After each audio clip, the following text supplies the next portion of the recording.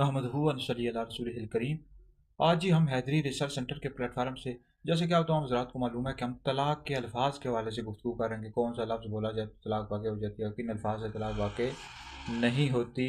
तो इस हवाले से हमारी किस्तवार गुफ्तगू चल रही है। आज हम इस हवाले से गुफ्तगू करेंगे, अगर शोहर ने अपनी बीवी को ये लफ्ज़ बोला निकल जा, जैसे शोहर अगर ये बोल दे कि तू मेरे घर से निकल जा, तो इन अल्फाज से तलाक़ वाक़ होती है नहीं भाई। अगर शोहर ने अपनी बीवी से ये लफ्ज़ बोला निकल जा, तो अगर तलाक़ की नीयत उसने की थी इन अल्फाज से, तो तलाक़ बाइना वाक़ हो जाएगी, मतलब निकाह टूट जाएगा।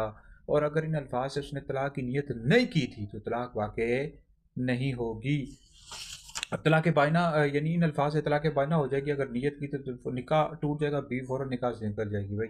तो अब यही है कि इद्दत के दौरान वो दोबारा निकाह कर सकता है या इद्दत के बाद भी कर सकता है। लेकिन अगर उसने पहले 2 तलाक़ें नहीं दी हुई थी, तो फिर यही है, यानी ये 1 तलाक़ हुई है और 2 तलाक़ों का इख्तियार उसके पास बाकी रहेगा। लेकिन अगर वो पहले 2 तलाक़ें दे चुका था और ये इसने निकल जा इससे तलाक़ की नीयत कर ली, तो अब 3 तलाक़ें वाक़ हो जाएंगी। अब बगैर हलाला के उससे निकाह दोबारा नहीं हो सकता। तो इस वाले से तवज्जो करना चाहिए शोहरों को।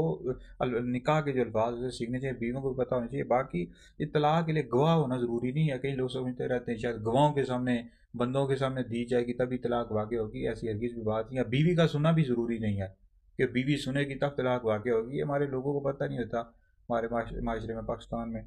अब शोहर ने अपनी ज़ुबान से तलाक़ के अल्फाज बोले, तो आप उसने खुद सुन लिए, तो तलाक़ बिल्कुल वाक़ हो जाएगी। हाँ, दिल में ये है कि कई लोग पूछ रहे थे जी मुफ्ती साहब क्या दिल में देने से होगी? भाई दिल में इस तरह नहीं होगी, दिल में देने से मतलब दिल में ही अल्फाज हों, जब तक वो ज़ुबान से अदा नहीं करेगा तलाक़ वाक़ नहीं होगी। दिल से इस तरह तलाक़ वाक़ नहीं होती, ज़ुबान से कहना ज़रूरी है। ज़ुबान से अगर शोहर ने कह दिया, गरचे बीवी ने ना सुने, गवाह मौजूद नहीं है, शोहर ने अपने अल्फाज खुद सुन लिए, तो तलाक़ वाक़ हो जाएगी। बहरहाल ये है कि अगर उसने तलाक़ की नीयत से अल्फाज कहे निकल जा, तो इसे तलाक़ बाइना वाक़ हो जाएगी, निकाह फ़ौरन टूट जाएगा भाई।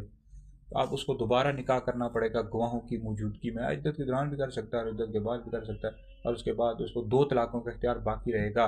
तो बहरहाल तलाक़ के मसाइल बहुत ही नाजुक तरीन होते हैं। इस वजह से हमारे हैदरी दारुल इफ्ता अहले सुन्नत के फतवाजात भी आते रहते हैं, सोशल मीडिया, यूट्यूब वगैरह पर मौजूद होते हैं। तलाक़ का भाई कोई भी मसला हो, किसी हवाले से आपने पूछना हो, तलाक़ के कौन से अल्फाज जो ने बोले, औरतें जो हैं अक्सर इस बात से परेशान रहती हैं कि ये अल्फाज बोल दिए, वो अल्फाज बोल दिए, तो ले आप पूछ सकते हैं बिल्कुल। हम फतवाजात भी जारी करते हैं तलाक़ के हवाले से। तलाक़ के एक सरी अल्फाज होते हैं, किनाया अल्फाज होते हैं, बाइना के अल्फाज होते हैं। तो ये सारी जो है किसी भी हवाले से मसला आप पूछ लें, तो हम इंशाल्लाह उस पर तफसील के साथ जारी कर देंगे। बहरहाल शरीयत सीखना ज़रूरी है। हमारे माशरे में यह है कि लोग दुनिया के बारे में हर मालूमात रखते हैं जी। दुनिया के हवाले से किस मुल्क में सियासत के हवाले से क्या हो रहा है, किधर क्या हो रहा है, लड़ाई झगड़े चल रहे हैं, पूरे दुनिया के हवाले से मालूमात है। नहीं पता तो शरीयत का नहीं पता, दीन का नहीं पता।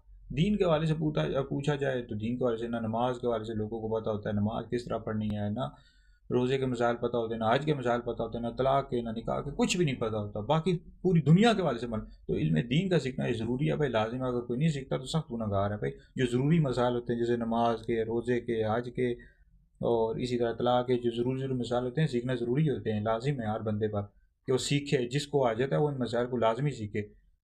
तो बाकी दुनिया का भी इल्म हासिल करें, शरीयत मना तो नहीं करती। बहरहाल वीडियो सुने, सुनकर आगे भी शेयर करें, आप लोगों के लिए बहुत बड़ा सदका जारिया है।